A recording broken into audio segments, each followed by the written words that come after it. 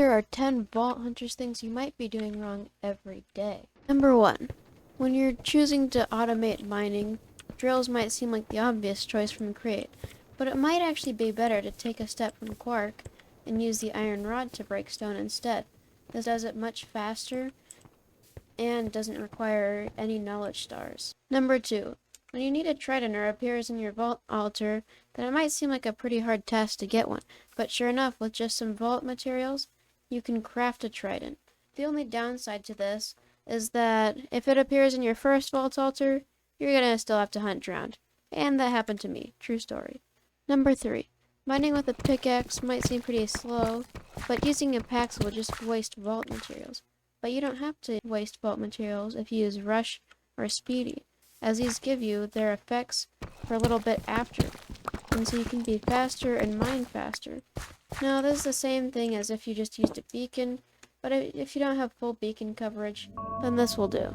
Number 4. When you're trying to add Fortune 4 to something, you'd usually take your Fortune 3 pick and maybe get a Fortune 4 book from the Vault Traders themselves. You can also do this much easier though with Quark, just by getting a Fortune 4 tome. Tomes are super easy to find in Stronghold libraries, so whenever you encounter a Stronghold, make sure to check here. Number 5. Between danks and backpacks, most people would choose danks because of their auto pickup feature. But for a cheaper knowledge star price of 2 instead of 5, you get more slots for less vault diamonds, which definitely helps in the early game when you don't have a lot of resources. Despite the rivalry between them, you can get backpacks from traders themselves, so if you have one in a dank, you can use them all the same. And things like cardi apples, which you wouldn't be able to put in a dank, can be eaten from a backpack. Number 7. To get a controller, you're going to need to get 3 pure Fluix crystals from Fluix seeds. And while it might seem like the only way to do that is from these accelerators, and the only way for these accelerators to get powered is from an energy acceptor, which requires you to get 2 echo gems, that's not the case.